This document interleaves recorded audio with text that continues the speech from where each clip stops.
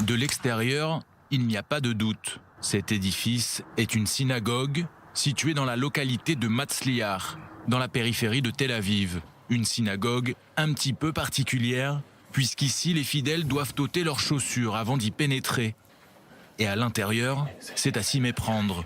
Des tapis ont remplacé les sièges, car les Juifs qui viennent prier ici ont pour coutume de le faire à même le sol, en s'agenouillant et en se prosternant. Des rites qui ne sont pas sans rappeler ceux de l'islam.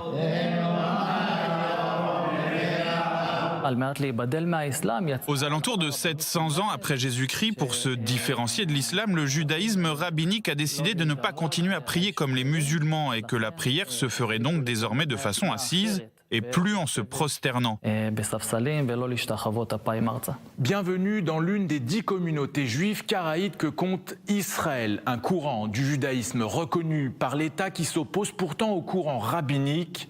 Alors que ce dernier domine largement le judaïsme depuis plusieurs siècles, les juifs karaïtes auraient représenté jusqu'à 40% de la population juive mondiale jusqu'au Xe siècle de notre ère.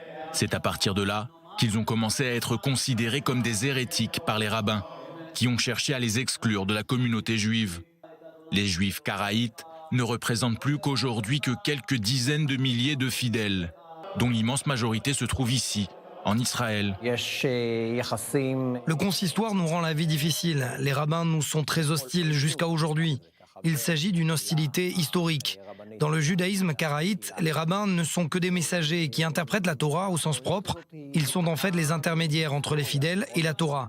Alors que dans le judaïsme rabbinique, les rabbins ont autorité d'interpréter la Torah pour faire de nouvelles lois, ce qui ne correspond pas au dogme karaïte. Les juifs karaïtes ne basent en effet leur foi que sur la loi écrite, telle que la Torah l'a décrit. Selon la loi rabbinique, même si ton rabbin te dit que noir c'est blanc, tu dois lui dire amen. Le judaïsme karaïte se base sur l'idée que le bien se trouve dans la Torah et qu'il n'y a pas besoin de se fier à l'opinion d'un autre. La compréhension de la Torah dépend de l'individu.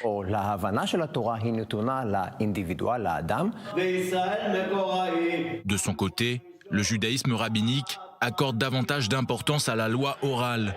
Une loi orale interprétée par des hommes qui n'a donc rien de divin, selon le judaïsme karaïte. On peut tout à fait considérer le judaïsme karaïte comme le judaïsme originel, qui conserve les premières traditions du peuple d'Israël depuis toujours, jusqu'à aujourd'hui. Le judaïsme karaïte, c'est en fait le diamant dans la couronne.